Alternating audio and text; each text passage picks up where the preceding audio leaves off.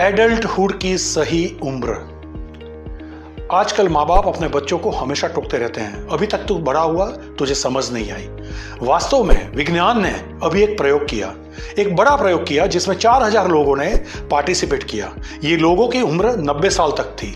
उसमें ये बहुत सी रोचक जानकारी हमें मिली कि मस्तिष्क की उम्र जो होती है वो 5 स्टेज में होती है।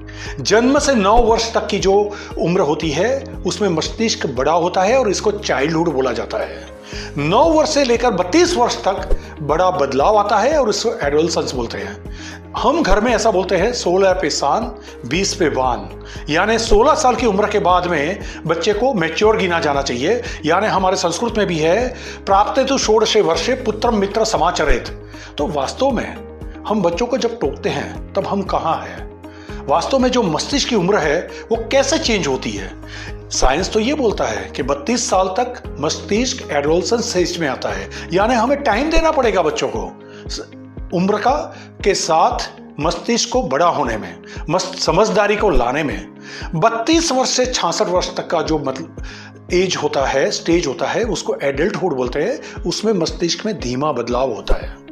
66 साल से 83 साल तक मस्तिष्क में जो अर्ली एजिंग की असर होती है उसमें डिमेंशिया और बीपी की इफेक्ट आ जाती है, ब्लड प्रेशर की।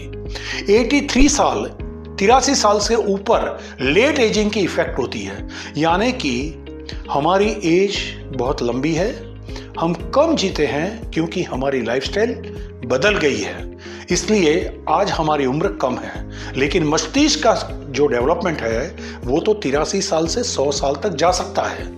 तो इसको बोलते हैं एडल्टहुड।